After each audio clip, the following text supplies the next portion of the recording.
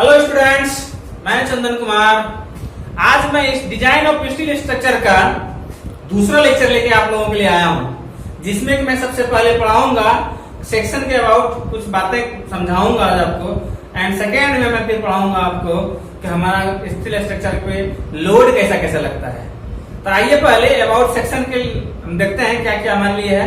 Okay, आइए यहाँ पे सेक्शन में फर्स्ट सेक्शन हमने ले रखा है आपका आई सेक्शन। ठीक है, तो आई सेक्शन जो है यहाँ पे क्या बताता है हमको, देखिएगा सर। कहता है एक beam section is designed by its overall depth and weight. कोई भी आई सेक्शन का बीम सेक्शन है तो वो डिजाइन किया जाता है उसका ओवरऑल डेप्थ एंड उसका वेट से। ओके, फिर कह रहा है यहाँ पे हमारा एग्जांपल के रूप में, अगर कोई जूनियर बीम हमारा है जिसका कि ओवरऑल डेप्थ 150 mm है और उसका वेट हमारा इतना है, तो उसको हम डिजाइन करते हैं ISJB 150 एज रेट इतना इतना। मतलब अगर आपको कहीं लिखा रहे कि एक बीम चैनल है हमारा जिसमें कि हमारा इसका वेट इसका डेप्थ 150 mm है और इसका वेट 69.7 न्यूटन पर मीटर है, तो वहां से आप इसको समझ सकते हैं कि ये ISJB 150 एज रेट इतना है। मतलब ये हमारा ऐसा कोई फिक्स नहीं कि ISJB ही होगा, वो कुछ भी हो सकता है। ठीक, बट यहाँ पे अगर ये चीज हम देख रहे हैं, इसको डिजाइन किया गया है इसके अकॉर्डिंग, वेट और डेप्थ के अकॉर्डिंग। तो देखिए यहाँ क्या लिखा है, ISJB 150 as rate 69.7 Newton per metre. मतलब कि ये हमारा ओवरऑल डेप्थ हो गया। ये क्या है, हमारा ओवरऑल डेप्थ है, और ये हमारा क्या है जी, ये हमारा वेट है जो कि न्यूटन पर मीटर में है। मतलब हम यहाँ से कह सकते हैं किसी भी बीम सेक्शन को अगर पहचानना हो जो कि आई सेक्शन के रूप में हमारा होता है, तो वहां से क्या देखेंगे, ओवरऑल डेप्थ और ये वेट। ओके, आइए आगे, इसका यूज क्या होता है। ठीक, यूज कहाँ करते हैं, कहता है कि इसका यूज जो है ना बीम और कॉलम दोनों के लिए हम करते हैं। इसके लिए करते हैं, बीम्स और कॉलम के लिए दोनों के लिए करते हैं। बट इसमें जैसे कि हमारा ये ISLB है, ISLB है, ISWB है, इसका मतलब होता है, जैसे मैंने शायद किसी लेक्चर में बताया था आपको, Indian standard light beam, Indian standard medium beam, Indian standard white flash beam. ये सारा हमारा जो है ना क्या है, एक बीम का कैटेगरी है। ठीक है, जिनको हम उनके शेप साइज के अकॉर्डिंग बांटे हुए हैं। ठीक, कहता है कि ये सारे हमारे क्या होते हैं, फ्लेक्सुरल मेंबर होते हैं। ठीक है, फ्लेक्सुरल मेंबर हमारा क्या है, कहता है फ्लेक्सुरल मेंबर, ऐसे तो वहां मैंने लिख रखा है, पहले इसके नीचे देख लीजिए, ISHB are used in column. मतलब ISHB का मतलब क्या हो गया, इंडियन स्टैंडर्ड हैवी बीम। ठीक, और हैवी बीम जहां बात आती है वो हम कॉलम के लिए यूज करते हैं। ठीक, आइए थोड़ा सा फ्लेक्सुरल मेंबर पे फोकस करते हैं। फ्लेक्सुरल मेंबर क्या होता है, तो फ्लेक्सुरल मेंबर हमारा एक ऐसा मेंबर है जो कि हमारा क्या होता है, टेंशन और कंप्रेशन दोनों के लिए यूज होता है। ठीक, आइए हम यहाँ पे लिख रखे हैं flexural member, it is a member that subjected to both tension and compression within its depth. मतलब टेंशन कहीं उस पर आएगा, स्वाभाविक सी बात है, टेंसाइल मेंबर के रूप में यूज हुआ होगा, और कहीं कंप्रेशन अगर आ रहा है उसके ऊपर तो कंप्रेसिव मेंबर के रूप में यूज हुआ होगा। तो यहाँ आइए हम देखते हैं, ये एक आई सेक्शन हमारा। ठीक, जब यहाँ पे हम एक लोड लगाते हैं, आपको मान के चलिए P लोड लगाया। ठीक है, तो P लोड जब इसके ऊपर लगता होगा, इसका टॉप फेस ये, बॉटम फेस ये, टॉप वाला इसका क्या हो जाता होगा, यहाँ पे कंप्रेशन में आ गया, और ये हमारा क्या होगा, यहाँ पे बॉटम वाला फेस टेंशन में आ गया। उसी तरह इसको सिर्फ और सिर्फ बीम के लिए यूज करेंगे तो हमारा क्या होगा, वहां से बीम वाला में हमारा दोनों हो सकता है, क्योंकि बीम के रूप में अगर यूज करते हैं तो हमारा क्या है, कंप्रेशन एंड टेंशन दोनों। ठीक, कॉलम वाला हमारा क्या है, कंप्रेसिव हो जाएगा। ओके, आइए देखते हैं आगे, इस बीम में हमारा क्या है, इस बीम में ये हमारा बी जो है, where B equal to width of flange. ठीक है, ये नीचे में भी है, ऊपर में भी है, हमारा फ्लैंज होता है, क्योंकि ये इसको हम फ्लैंज कहते हैं। ठीक है, इसको क्या कहते हैं, फ्लैंज कहते हैं, इसको कहते हैं रीब या वेब, दोनों में से कोई एक। तो हमारा ये बी क्या हो गया, विड्थ ऑफ फ्लैंज, और हमारा यहाँ पे एच क्या है, ओवरऑल डेप्थ। ठीक है, तीसरा हमारा टीएफ, ये हमारा होता है थिकनेस ऑफ फ्लैंज, और टी डब्ल्यू हमारा क्या होता है, थिकनेस ऑफ वेव और रीब। ओके, एस तो आप देख ही लिए। आइए अब दूसरा हमारा है राउल्ड स्टील चैनल सेक्शन। इसमें हमारा क्या है, ये channel section is also designated by its overall depth and weight. देखिए मैंने वहां बोला था ये बात कि हमारा आई सेक्शन जो है, बीम जो है हमारा कैसे पहचान क्या उसका था, ओवरऑल डेप्थ एंड उसका पर यूनिट वेट। ठीक है, अब यहाँ पे हमारा है क्या, ये भी हमारा एक राउल्ड स्टील चैनल सेक्शन है, जहाँ पे हमको कहा जा रहा है कि इसको भी अगर हम पहचानेंगे तो वहां पर हम देखेंगे, या इसको भी डिजाइन किया जाता है तो वहां पर हम देखेंगे कि इसका ओवरऑल डेप्थ है और इसका वेट दिया है। अगर ऐसा है तो फिर हमारा क्या हो जाएगा, राउल्ड स्टील चैनल सेक्शन होगा। आइए इसका एक एग्जांपल देखते हैं हम। ISJC 100 as a rate 56.9 newton per metre. इसका मतलब ये हुआ कि इंडियन स्टैंडर्ड जूनियर चैनल जो हमारा है, जिसका कि हमारा डेप्थ ओवरऑल डेप्थ जो है ये 100 mm दिया हुआ है, और जो कि बता रहा है कि 1 मीटर लेंथ पे इसका वेट जो है 56.9 न्यूटन है। ओके, जो कि मैंने यहाँ आपको दिखाया है कि इसका वेट हमारा बी है, थिकनेस ऑफ फ्लैंज जो है टी है, थिकनेस ऑफ वेव जो हमारा TW है, यहाँ फ्लैंज टी है, इसका चौड़ाई बी है, और ओवरऑल डेप्थ एच है। ओके, आगे देखिए हमारा है एंगल सेक्शन। एंगल सेक्शन क्या है, कहता है कि an angle section is designated by it's leg length and thickness of leg. देखो क्या कह रहा है, ये कह रहा है कि एक हमारा जो एंगल सेक्शन है ना, वो डिजाइन किया जाता है इसके अकॉर्डिंग उसके लेग का लेंथ से और उसकी लेग की मोटाई से। ठीक है, तो आइए यहाँ पे हम देखते हैं पहले लेग होता क्या है, उसके बाद फिर आगे बढ़ूंगा। आइए एक एग्जांपल देते हैं यहाँ पे आपको। मान लिया जाए हमारा एक एंगल सेक्शन है ये, ठीक है, एंगल देखे हैं आप, जरूर देखे होंगे। ये एंगल सेक्शन है हमारा, ये ऐसे कुछ है।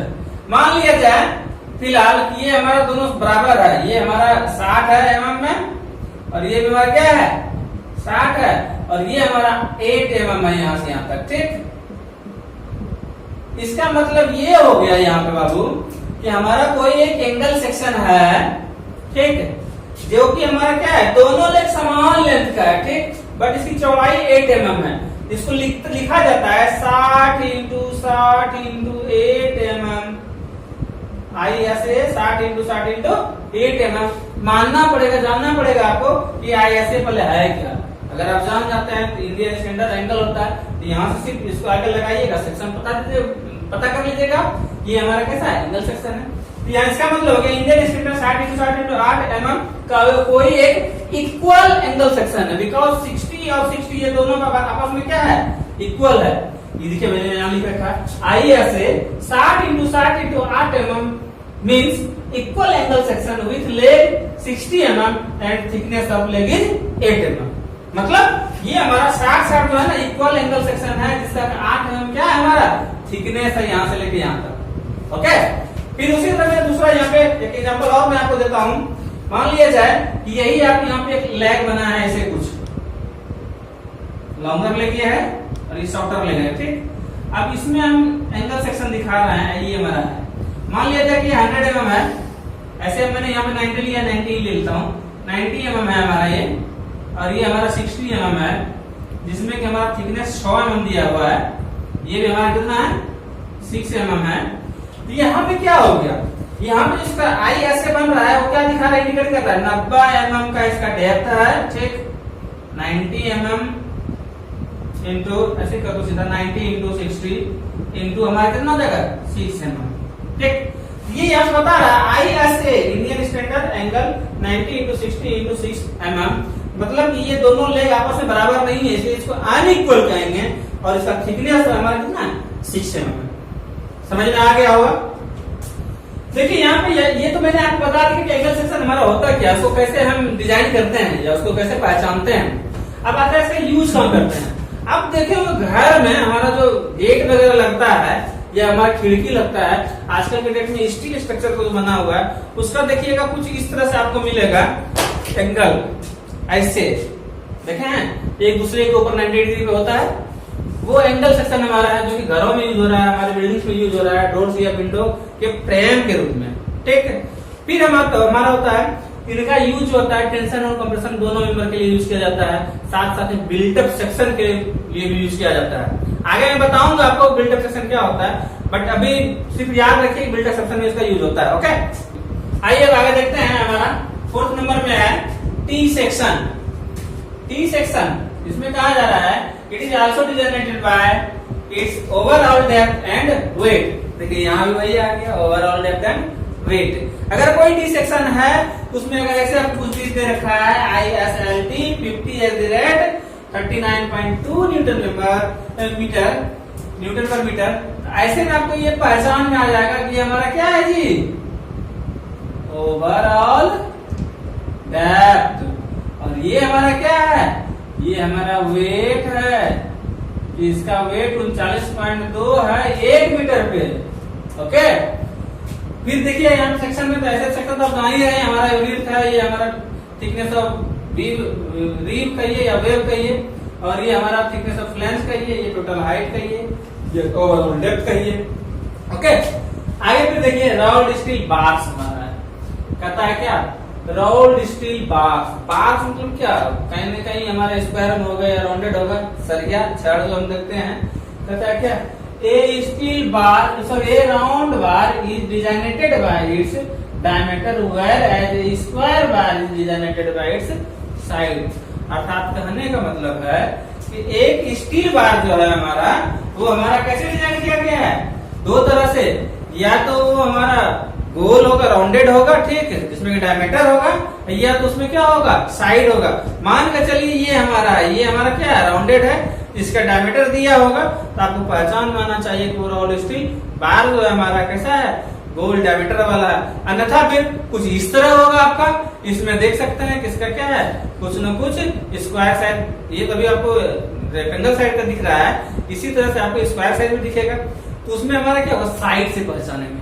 ओके, आगे देखिए इसमें एग्जाम्पल मैंने लिख रखा है ISRO इंडियन स्टैंडर्ड राउंड बार, इसका मतलब होता है 12 mm मीन्स ये हमारा कैसा है, राउंड बार है, और यहाँ पे सिर्फ क्यू का डिफरेंस आ रहा है जो कि बता रहा है ये हमारा क्या है, इंडियन स्टैंडर्ड कैसा हो जाएगा, ये हमारा हो जाएगा स्क्वायर बार। ओके, आगे फिर हमारा है यहाँ पे round steel plate. Round steel plate क्या है, प्लेट आप जस्ट लाइक इसके तरह, इसमें क्या है हमारा, कुछ ना कुछ लंबाई है, कुछ ना कुछ इसका चौड़ाई है, कुछ ना कुछ इसका मोटाई है, ठीक। तो वही चीज यहाँ पे लिखे हैं हम आपके लिए, it is designated by its length, width and thickness. Example में मैंने लिखा है ISPL 3000 × 900 × 10 मीन्स ये 3000 तो हमारा है लेंथ है, और 900 हमारा जो है ना वो क्या है, विड्थ है, एंड 10 mm जो हमारा वो क्या है, थिकनेस है उस प्लेट का। ओके, आइए अब आगे देखते हैं। हमारा 7वां नंबर है रोल्ड स्टील फ्लैट्स। क्या है, रोल्ड स्टील फ्लैट्स। कहता है it is designated by it's width and thickness. क्या कहा कि हम ऐसे फ्लैट्स को जो है ना, इसके विड्थ और इसके थिकनेस से हम डिजाइन करते हैं, ये इंडिकेट करते हैं। देखिए यहाँ से ये वाला पोर्शन जिसपे हम इंक लगा रहे हैं, ये वाला आप दिख रहे हैं, इस पे जो हम इंक लगाए, ये इसका चौड़ाई है, ठीक। ये वाला क्या है, लंबाई है, और ये इसका मोटाई है, ठीक। तो यहाँ से हमारा क्या है, विड्थ का रख इसके अकॉर्डिंग और इसके अकॉर्डिंग हम फ्लैट्स को इंडिकेट करते हैं, डिजाइन करते हैं। ओके, फिर इसमें आपको एक एग्जांपल दिए हैं ISFL 100 × 220 mm। मतलब इसका ये हो गया कि कोई इंडियन स्टैंडर्ड फ्लैट है जिसका 100 mm क्या है, उसका लेंथ है, और 100 mm जो उसका है क्या है, विड्थ है, और 20 mm हमारा क्या है, उसका थिकनेस है। समझ में आ गया होगा। ओके, आइए अब पढ़ते हैं हम डिजाइन ऑफ स्टील स्ट्रक्चर हमारा सब्जेक्ट है, तो कोई ना कोई स्ट्रक्चर का हम डिजाइन करते होंगे, तो उस स्ट्रक्चर पे हमारा कौन कौन सा लोड आता होगा या कौन कौन सा लोड एक्ट करता होगा, तो उसके बारे में थोड़ा सा नॉलेज लेते हैं। ओके, आइए ये टॉपिक का नाम हमारा है लोड ऑन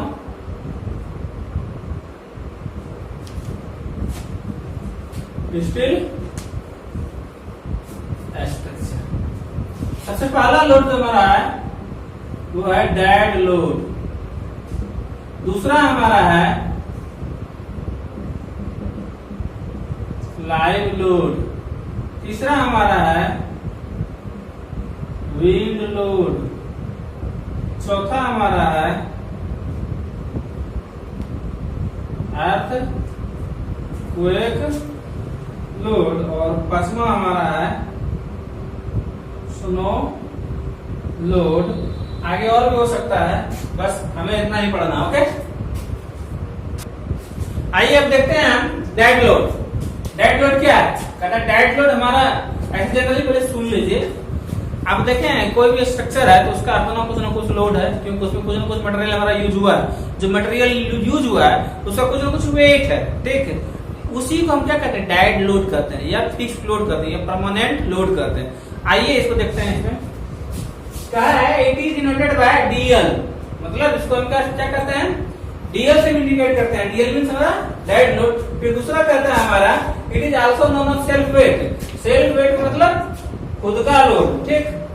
फिर तीसरा कह रहा है इसी में कि ये हमारा फिक्स लोड के नाम से भी जाना जाता है स्ट्रक्चर का, ठीक। और फिर आगे हमारा it is also known as permanent और स्टेशनरी। परमानेंट मतलब वो परमानेंटली उसी जगह पर रहेगा, स्टेशनरी में स्थिर है, ठीक। ऐसे लोड से भी इसको इंडिकेट किया जाता है। और ये जनरली कैलकुलेट जो किया जाता है हमारा, ये हमारा जैसे मान लीजिए कोई सेक्शन है हमारा, उसका वॉल्यूम हमारा मीटर क्यूब में है, ठीक है। उसको मल्टीप्लाई कर देंगे जो सेक्शन का कैलकुलेट, जो भी मान लीजिए वो कंक्रीट है, ठीक। कंक्रीट का आपको यूनिट वेट 25 किलो यूनिट पर मीटर क्यूब पता है। ऐसे सिचुएशन में आपको निकालना है कि हमारे 1 वॉल्यूम जो है वो मीटर क्यूब में है, 1 मीटर क्यूब वॉल्यूम में हमारा कितना वेट होगा। तो क्या करोगे आप? उस किलोमीटर पर मीटर को मल्टीप्लाई कर दोगे मीटर क्यूब के साथ, तो वेट दे देगा। बिकॉज यहाँ पे मैं लिख रहा हूँ वेट इक्वल टू वेट, कौन सा वेट? वही हमारा self weight. Self weight equal to हमारा जाएगा वॉल्यूम मल्टीप्लाई बाय, क्या लिखा है यहाँ पे? Unit weight of the section. इसका unit weight kilo Newton per metre cube में होगा, और ये मीटर क्यूब कैंसिल हो जाएगा, तो ये किलो मीटर के रूप में आ जाएगा, जो कि आपको क्या कहलाएगा? इस सेल्फ वेट कहलाएगा। ओके, आइए दूसरा हमारा है लाइव लोड। लाइव लोड को हम एलएल से डिनोट करते हैं, ठीक। इसको इम्पोज लोड करते हैं। और लाइव लोड जो हमारा होता है वो फिक्स नहीं होता है, वो हमारा क्या होता है? वेरिएबल होता है। जैसे मैं अभी इस बिल्डिंग पे हूँ, यहाँ पे हूँ, इस जगह का मैं लाइव लोड हूँ, मैं चला जाऊंगा, इस जगह कोई लाइव लोड नहीं होगा। आज 10 बच्चे अभी आएंगे, वो लाइव लोड होगा इस जगह पे। वो सारे बच्चे इस जगह चल जाएंगे तो कोई लाइव लोड नहीं होगा। मे भी हो सकता है कुछ बच्चा उधर हो जाए, कुछ बच्चा उधर हो जाए, दूसरे रूम में तीसरे रूम में हो जाए, तो वो उन सभी रूमों के लिए लाइव लोड होगा, ना कि टोटल इसके लिए हो जाएगा। ओके, लाइव लोड हमारा क्या है यहाँ पे? ये ऐसा लोड है जो जिसका की पोजीशन चेंज होता है, मैग्नीट्यूड चेंज हो सकता है। कैसे? हम अभी मान लिया जाए कि कुछ केजी का है और हमसे भी कोई भारी भरकम आदमी आ जाए इस जगह पे हमारे जाने के बाद, लाइव लोड इसका चेंज हो गया ना। या आपसे कोई हल्का आदमी आ जाए तो उसका क्या हो गया? वहां पे पोजीशन चेंज हो गया, साथ साथ में उसका मैग्नीट्यूड भी चेंज हो गया। ओके, फिर कह रहा है यहाँ पे ये जो है ना लाइव लोड डिफरेंट होता है डिफरेंट टाइप के बिल्डिंग के लिए। जैसे कि हम लोग कमर्शियल बिल्डिंग है, हॉस्पिटल्स हैं, या फिर इंस्टीट्यूशनल बिल्डिंग है, इन सबों में अलग अलग टाइप का लोड आता है। ओके, आइए अब आगे देखते हैं। हमारा थर्ड नंबर में है विंड लोड। विंड लोड क्या है? इसको कहते हैं डब्ल्यूएल से डिनोट किया जाता है, ठीक। और ये हमारा इंपॉर्टेंट होता है किसके लिए? टाउलर स्ट्रक्चर के लिए। जो हमारा लंबा स्ट्रक्चर है ना, स्टील स्ट्रक्चर, उसके लिए हमारा क्या होता है? जरूरी होता है, मोस्ट इंपॉर्टेंट होता है, ठीक। फिर कहता है the wind pressure intensity at any height of A structure depends upon the following factor. कहता है क्या? विंड प्रेशर जो हमारा होता है तो इंटेंसिटी जो होता है हमारा डिफरेंट टाइप ऑफ फैक्टर के ऊपर डिपेंड करता है। आइए कौन कौन सा हमारा है? सबसे पहला velocity and density of air. Velocity अगर ज्यादा हो जाए, हालांकि हमारा velocity and density of air, अगर वेलोसिटी आपका ज्यादा हो जाए किसी भी इलाके किसी भी एरिया का, ठीक, तो वहां पे स्ट्रक्चर पे क्या होगा? एक प्रेशर बनेगा, या फिर उसमें एयर का डेंसिटी इंक्रीज करता है तो वहां पे भी प्रेशर उसका इंक्रीज होगा। ऐसे सिचुएशन हमारा ये स्ट्रक्चर जो है ना सेफ नहीं होगा। इसलिए हम पहले क्या करेंगे? यहाँ पे इसको पता करेंगे, वेलोसिटी को पता करेंगे, तब हम स्ट्रक्चर को खड़ा करेंगे। आगे हमारा है टोपोग्राफी ऑफ सराउंडिंग ग्राउंड। वहाँ का इलाका कैसा हमारा, ऊंचा नीचा, समतल है, पहाड़ी है, जो भी है उस चीज को देखते हुए हम यहाँ पे टॉलर स्ट्रक्चर का निर्माण करेंगे। फिर हमारा है shape and height of structure. अब हमारा शेप कैसा है, ऊंचा है, सॉरी मतलब कि इसमें बोल रहा है कि शेप एंड हाइट, तो हमारा स्ट्रक्चर का शेप कैसा है, स्ट्रक्चर का शेप मतलब कि उसका आकार हम कैसा दिए, ठीक है, जैसा आकार दिए, बड़ा है कि छोटा है हमारा वो देखना पड़ेगा अकॉर्डिंग टू उसका शेप। और उसका हाइट हम देखेंगे, वो हाइट हमारा क्या है, कहीं ज्यादा तो नहीं है, कहीं ऐसा तो नहीं जो कि हम जैसे विंड लोड को कंसीडर करते हैं डिजाइन के लिए, वो 10 मीटर से हाइट से ज्यादा के लिए कंसीडर करते हैं, क्या उससे ज्यादा है, अगर उससे ज्यादा है तो फिर वहां पे कंसीडर करेंगे, अन्यथा फिर उसको छोड़ देंगे। फिर आगे हमारा यहाँ पे इसी के बारे में लिखा हुआ है अकॉर्डिंग टू IS 875/1987 के अनुसार यहाँ पे विंड वेलोसिटी को जो किसी भी हाइट बिल्डिंग के, किसी भी हाइट के बिल्डिंग के लिए हम कैलकुलेट करते हैं, वो फॉर्मूला ही हमारा कुछ और है, V2 = V1 × K1 × K2 × K3, जहाँ की VB हमारा मैक्सिमम विंड स्पीड है और K1 हमारा रिस्क कोएफिशिएंट है, जो कि अलग अलग बिल्डिंग के लिए, अलग अलग क्लास बिल्डिंग के लिए अलग अलग होता है। K2 हमारा factor which depends upon terrain, मतलब हमारा इलाका के ऊपर डिपेंड करता है, उसके हाइट के ऊपर डिपेंड करता है, ठीक है, स्ट्रक्चर का हाइट क्या है। और K3 हमारा क्या है, बस टोपोग्राफी का हमारा एक फैक्टर है, जो कि इन तीनों के कम्युनिकेशन से हमारा बीबी का मल्टीप्लिकेशन होता है, हमको क्या मिलता है, V2 मिलता है, और वहां पर हम क्या फाइंड आउट करते हैं, एक विंड लोड को फाइंड आउट करते हैं। ओके, आइए अगला हमारा है अर्थक्वेक लोड। अर्थक्वेक लोड क्या है हमारा, अर्थक्वेक लोड हमारा पृथ्वी के नीचे में भूकंप आता है, वो कैसे आता है पता है आप लोगों को, वो एक्चुअली हमारा क्या होता है, जो टेक्टोनिक प्लेट्स होते हैं ना, वो आपस में टकराते हैं, टकराने के बाद एक क्या होता है, कंपन पैदा होता है तेजी से, ठीक है, वही कंपन हमारा क्या करता है, धरती को थोड़ा सा शेकिंग कराता है, कंपन करा देता है। ओके, तो वही मैंने यहाँ लिखा आप लोगों के लिए, it is denoted by ear, इसको ईयर से डिनोट करते हैं। But earthquake cause the ground to shake wildly in all direction, तेजी से कांपने लगता है सभी डायरेक्शन में हमारा ग्राउंड, ठीक। फिर पांचवा हमारा है snow loads. Snow load, snow means क्या, जो बर्फ हमारा है, ठीक है, बर्फ का हमारा लोड क्या होता है, कहता है यहाँ पे it constitute to the vertical loads in the building. मतलब क्या, जैसे कि हमारा कश्मीर सब जाइएगा ना, तो वहां पर आप देखिएगा तो हमारा कश्मीर में क्या है, रूप नमा घर बना हुआ है, वहां पे हमारा कुछ वहां से बर्फ वगैरह गिर रहा है, वो बर्फ वगैरह गिर रहा है, धीरे धीरे नीचे आ जाता है, अगर फ्लैट बनाया जाए तो बर्फ कभी नीचे नहीं गिरेगा। इसलिए यहाँ पे हमारा क्या जा रहा है, ये हमारा कैसा है, वर्टिकली लोड होता है, जो कि हमारा क्या धीरे धीरे इकट्ठा होता है, जमा होता है, ठीक। फिर कहता है this type of loads are consider only in the snowfall places. Snowfall places क्या है आपका, जैसे कुल्लू मनाली है हमारा, या फिर अगर जब कश्मीर वगैरह है, श्रीनगर वगैरह है, ये सारे हमारे क्या हैं, ये ऐसे जगह है जहाँ पे हमारे क्या होता है, बर्फ गिरते हैं, ठीक, और वो बर्फ वहां पे कंसीडर किया जाएगा हमारा, अन्यथा पे हम लोग जैसे हम लोग बिहार सबसे आए हैं, यहाँ से हम लोग का कंसीडर नहीं किया जाता है। फिर कहते हैं according to IS 875 part 4 1975 deals with snow load on roof of the building. देखिए यहाँ बोल रखा है इन्होंने, इनका जो IS कोड बता रहा है 875 पार्ट 4 1975 में कि आप इसको डील्स कीजिएगा इस लोड, स्नो लोड को, कहाँ पे, ये रूफ बिल्डिंग के केस में। Okay, thank you.